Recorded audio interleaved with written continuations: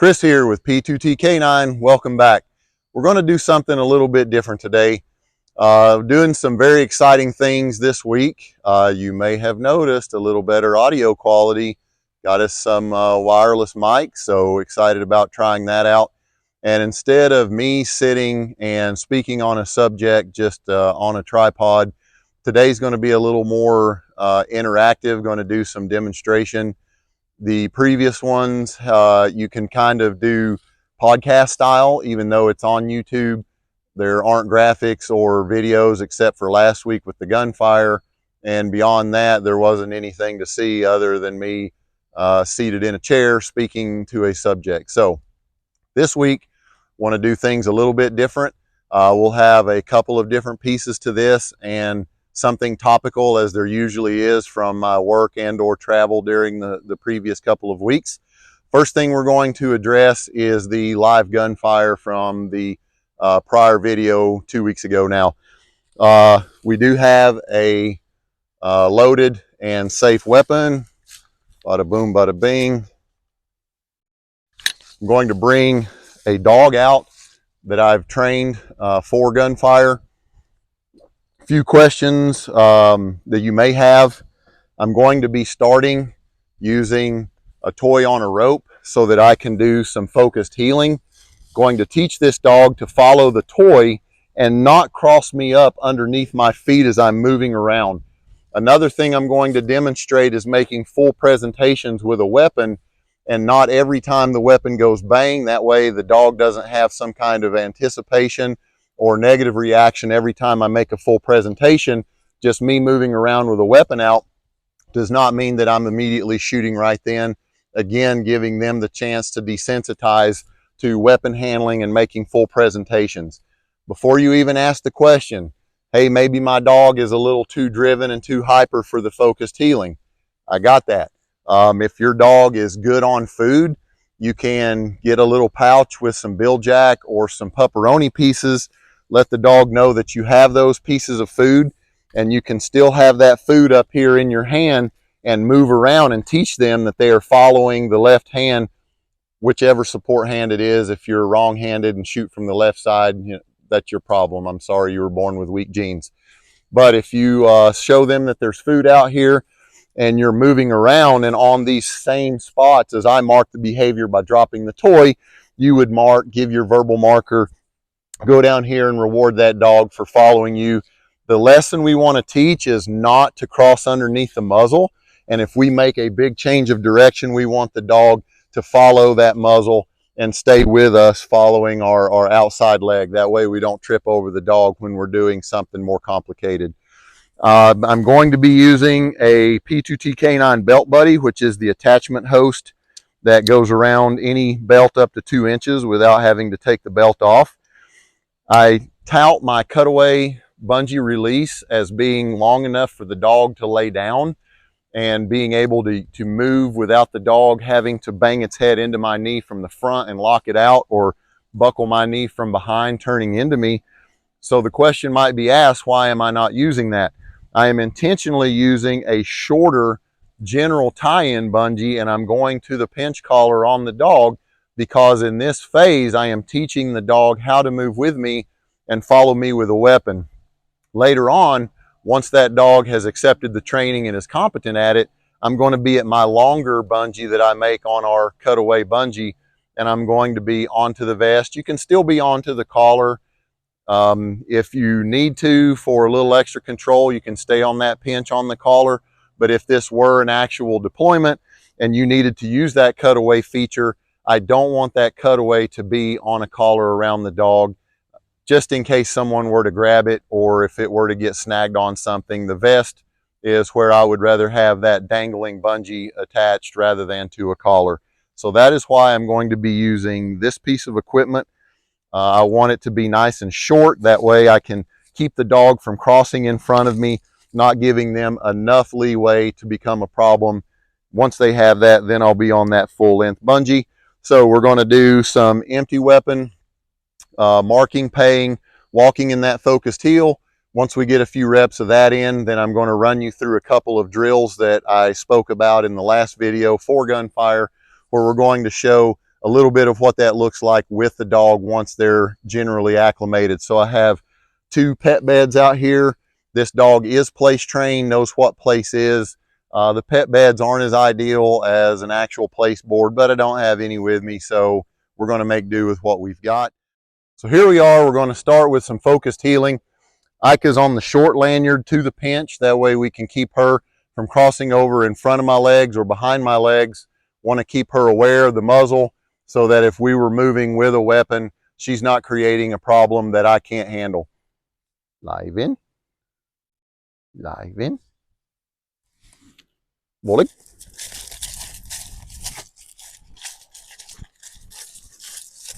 Volley. Volley. Good. Ha ha, that girl. Come my girl. Look at you. Look at you. Nice. Come here. Let's. Zip. Off. Los. Los. Los. Ay. Los. Los. Los. Live. La Full presentation. Doesn't mean that something's going to go boom every time the weapon comes up. Full leg. Full leg. Full leg. Full leg. Full leg. Good. Good girl. Look at you. Good girl. Very nice. All right. Want to move into some live. Off. Los. Los. Boy. Leave it. Good. Off. Off. Live in. Live in. Hip. Place. Off. Going to load and make ready. Live in.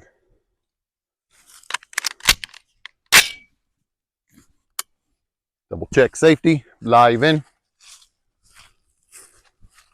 Here. Place. Off. Live in. Live in. Live in. Good. Here. Off. Live in. Live in. Good. Live in. Here. Good. Off. Off. Live in. Live in. Los. Los. Ika. Leave it. Off. Live in. Here. Place. Place. Off. Off. Place. Off.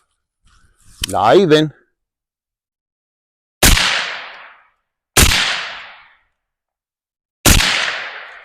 Live in. Good. Hip. Good. Very nice. Place. Off. Los. Los. Voy. Los. Los. Live in. Place. Place. Off. This dog is fully e-collar conditioned. We're out here working without an e-collar today, which is fine. I like proofing that it's not just the e-collar that makes her obedient. Off. Off. Live in. Live in. Live in. Live in. Live in. Look. Look. Look. Back. Back.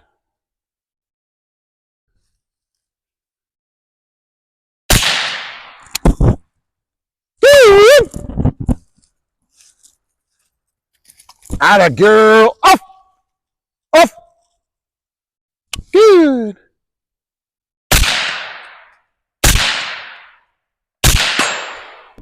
Live in. live in,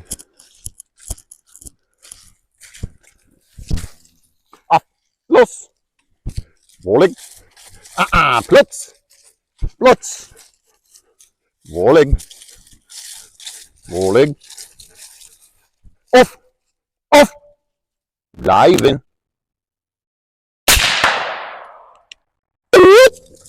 Good girl. What a good girl. What a good girl. Place. Place. Off. Live in. Live in.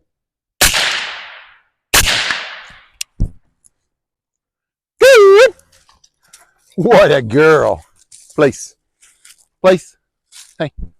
Place. Off. Little demonstration. Things you can do. Keep the dog occupied. Have pre-trained tasks that they know that you can work during the gunfire. Keep it divided attention. Keep them moving one place to another, doing different things. Just wanted to follow up almost a feature-length movie at 1 hour and 50 minutes with a little bit of practical demonstration that this thing actually does work. If you have any further questions, hopefully we're going to do a little bit at night under nods for you and give you a look at that. But just wanted to give you a quick demonstration of how some of these things are done in a practical way. Going to be a part 2 to this video coming up next. All right, as promised, we're out here to do a night run. So we're going to send Ica on visible laser. Can you go ahead and show them what we're looking at without any assistance from night vision there? So it is dark. It's absolutely black out here. We'll do a send with her on green laser. We've got a target odor out there, and we're going to see, she should be able to hit that on her way to where I laze with the target, laze the target with the green visible laser, and then we'll also do a couple reps of night live fire. So, live in. Yep, here, lots. See it? Live.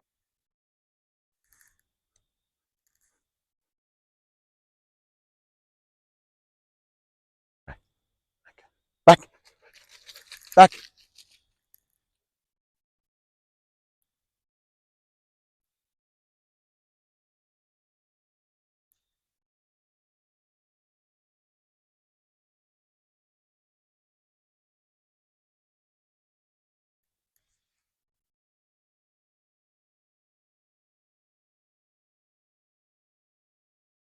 Back.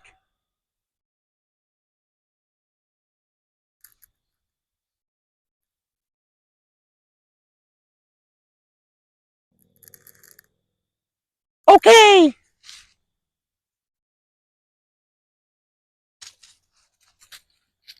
Good girl. Look at you. I can prove out a girl. Off.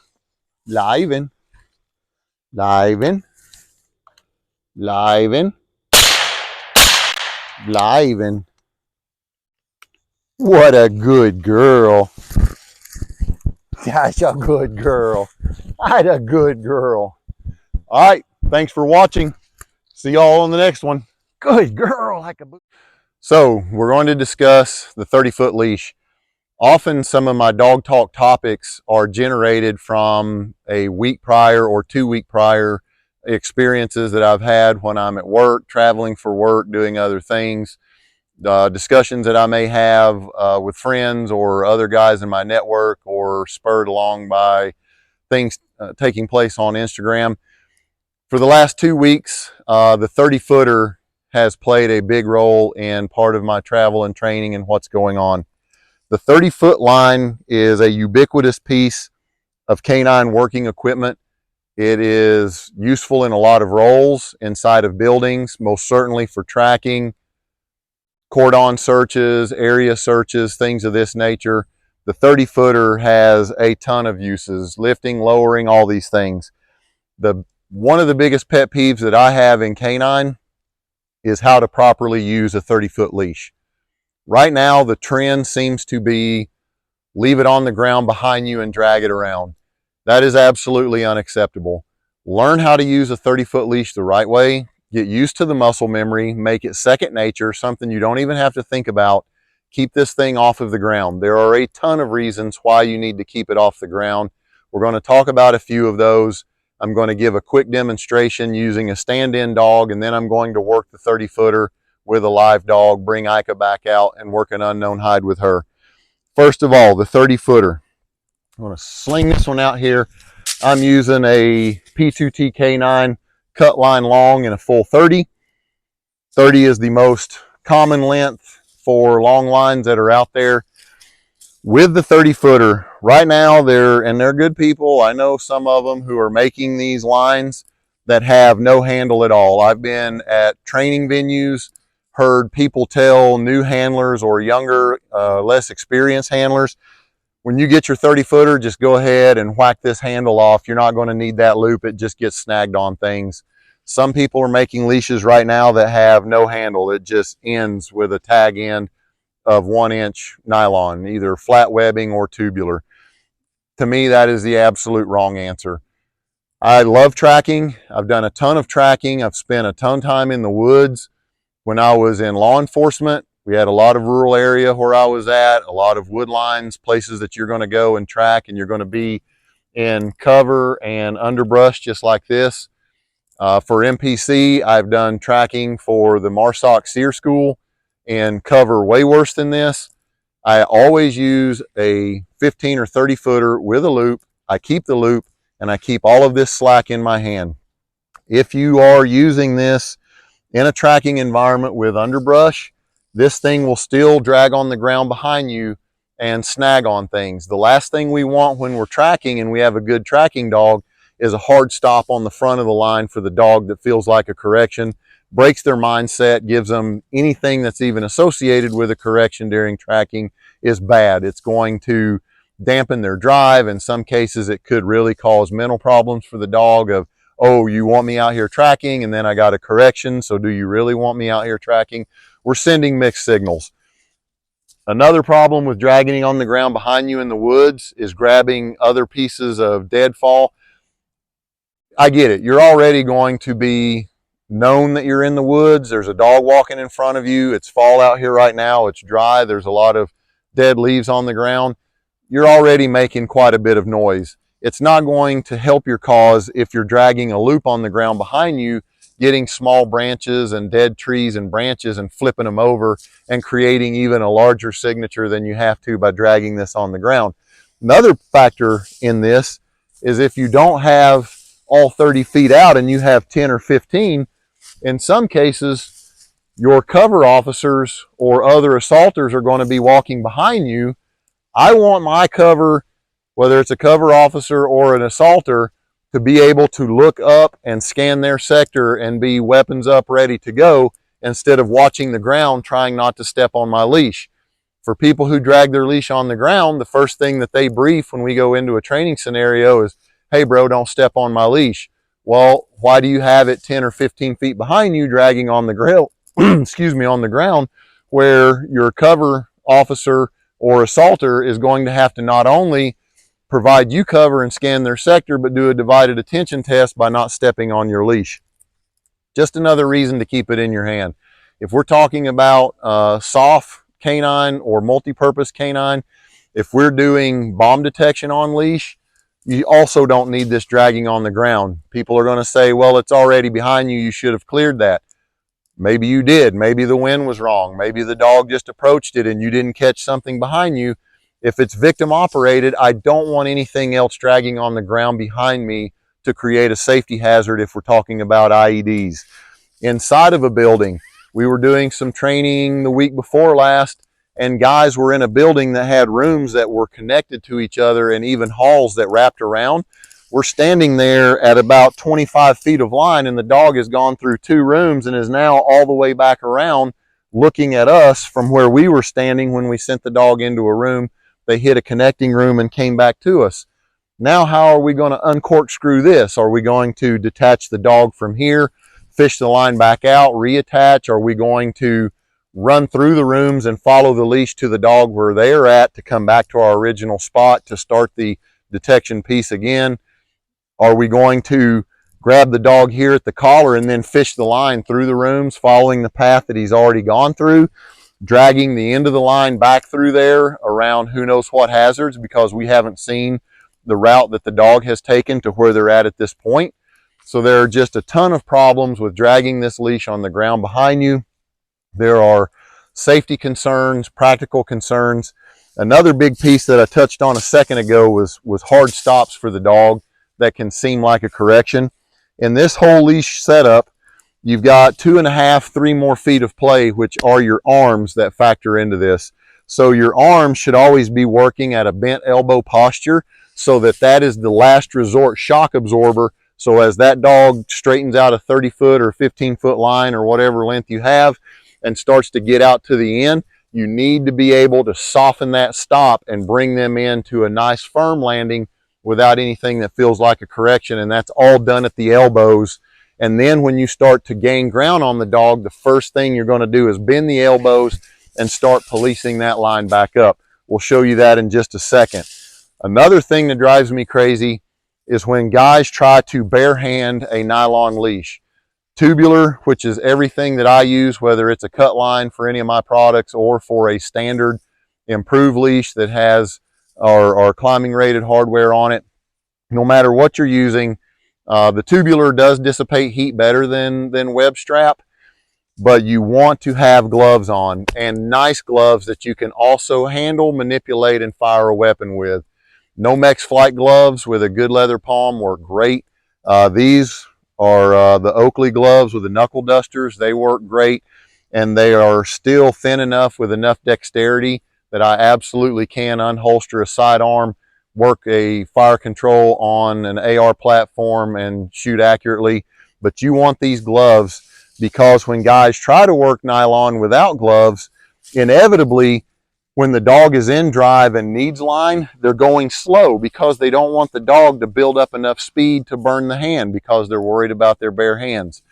Another thing guys will do when they don't have gloves on, they're more inclined to have a hard stop for the dog than being able to let that speed build up and have the confidence that they can start applying braking pressure with their hands and slow the dog down as they reach the end, because again, they're working on bare skin and it can become very uncomfortable with a big, strong, drivey dog. Always wearing gloves, protecting my hands, that way I can let that line feed out as quickly as I need to. I'm not trying to slow them down because of the comfort of my hands not getting burned up by nylon. Some people are going to say, well, why not leather? Some people do use leather primarily for tracking. We know from training with Borstar, those guys down on the border, they use a lot of leather. They're in a ton of undergrowth that is extremely pokey, sticky, sharp. The cat's paw, choya, all of the other stuff that we were tracking in with those guys a couple of years ago, it's pretty obvious why they're using leather, because of the kind of cover that they're tracking in. Most people do use nylon. There's a guy, Jeff Shetler, GA-K9, he does a ton of tracking, well, as a tactical tracking school. He uses a lot of leather. Leather is easier on the hands. You can barehand it a whole lot easier than nylon. However, when you're talking about soft canine, where when you get off of the helicopter or vehicle and that vehicle is not within 25 or 50 meters of you, you have to carry all of your equipment with you. Water, ammo, med supplies, all of your dog kit, including your 30-footer, has to be on you. Leather is just too bulky for most kit for the soft community. It just doesn't fold up compact enough, takes up too much room, it's heavier. Ounces make pounds, you know the old adage. So tubular nylon is a whole lot more economical for the soft community. So what I'm going to demonstrate is how I use this nylon leash. I always start with my loop over my thumb, because as I hit the end of this thing, I always take a forefinger over the top grip, and it locks in with the loop on my thumb over top of my forefinger grip. That dog is not getting away. I'm not accidentally losing this leash. A quick aside, in the Wayback Machine, back to my first dog ever as a police officer. I was tracking. It was a hot track, a guy that had everything to lose, bail out from a vehicle pursuit. I was on scene within minutes, deployed my dog on a track, and he was absolutely going crazy on this track. High adrenaline, high flight. This dog was eating it up. I did not have gloves on. I'm trying to manage the line. We're going up a very steep ridge. The dog is just tracking out of his mind because this guy is in total rabbit mode. We're going up a steep hill. I step on a log and roll, and I lose my grip on the 30-foot leash. Again, flashing back to other videos where I've mentioned it, this is a PH2 titled Malinois with spectacular obedience and would not call off of that track because he was so into this hot track. And I'm scrambling up this ridge and just watching the tail end of my leash go up the hill and disappear over the top. And when I got to the top, my dog was gone. Did not see him, did not hear him, completely gone. I went in the direction that I thought they would go, which was to some government housing that was in the area. Eventually, I caught up with my dog at the government housing, still dragging the 30-footer behind it, and I have no idea what happened. Don't know where the bad guy went, couldn't reacquire the track. The dog was smoked. Thank God I found him and he wasn't hurt and nothing bad happened. Wear the gloves, make sure that you have positive control of your leash. Mine had a hand loop on it.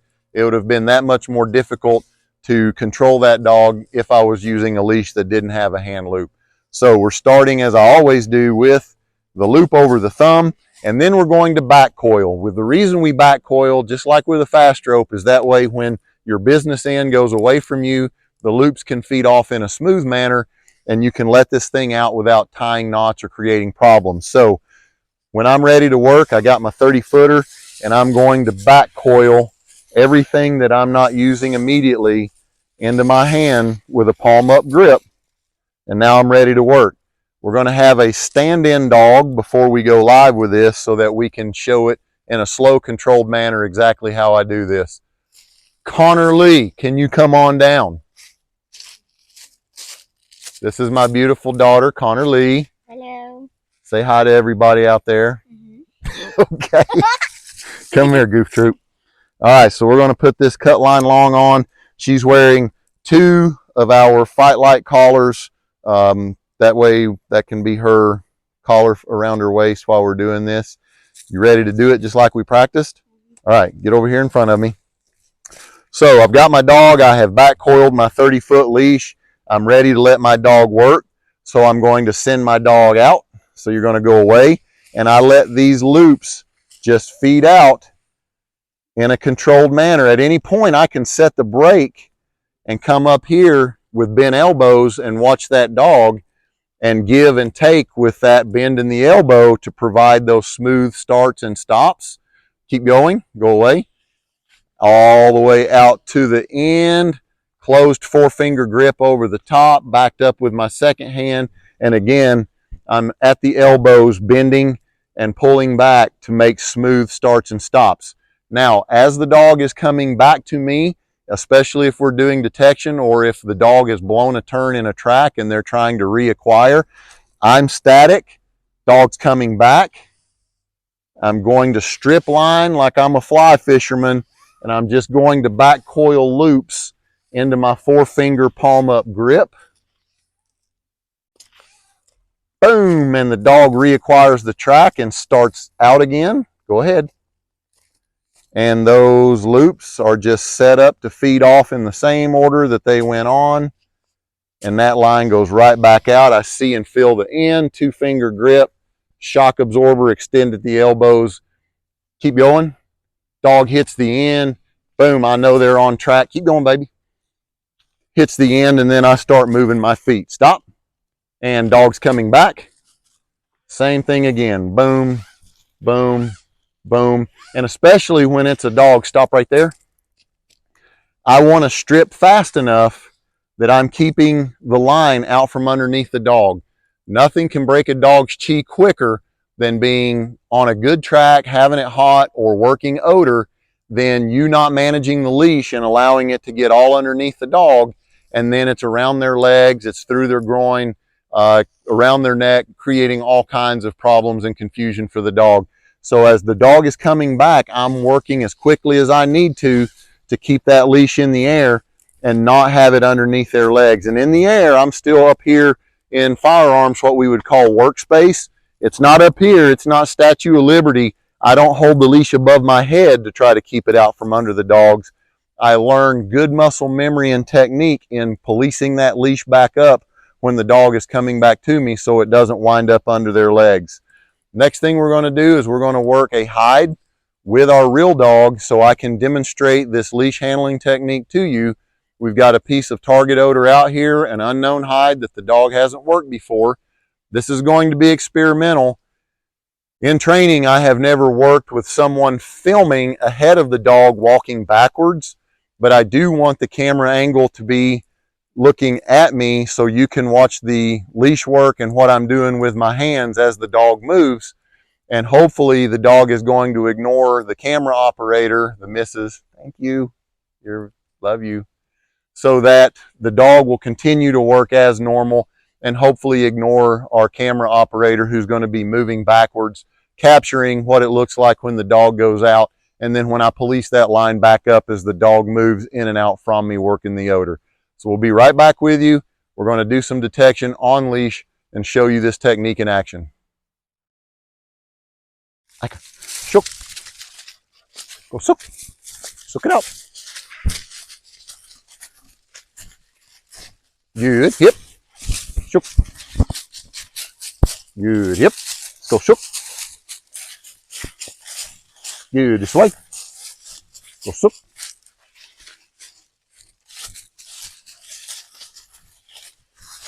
Good. Go sook. Connor, stay behind me. Go sook.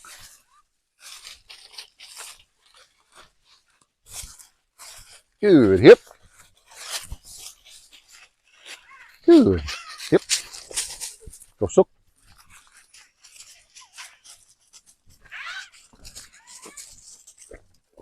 Go sook.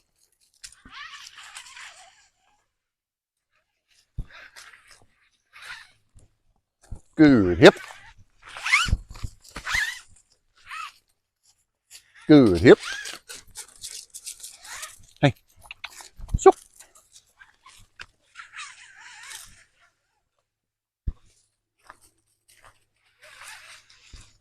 Good. Yep.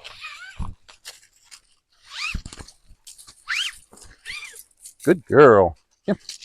Shook.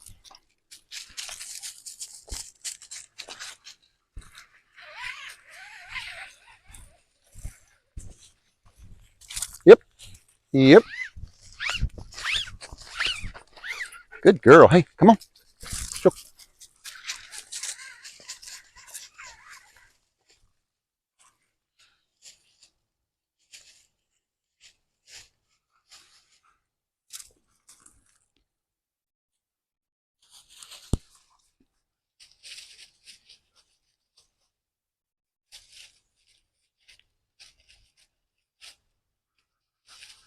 Okay. Atta girl. Good girl. Come here. What a good girl. What a good Icaboo. What a good girl. Good girl. Hope that shines a little bit of light on the technique that you can use to handle that 30-footer. Lesson being, don't leave it on the ground behind you. Plenty of things can go wrong from doing that.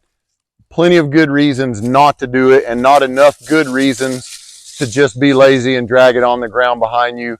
If you train it, if you make it muscle memory, you don't even have to think about it. You just do it. It's much better all the way around. You learn it the right way the first time, and then you won't be struggling with it for the rest of your career. Hopefully we're going to have some night footage for you.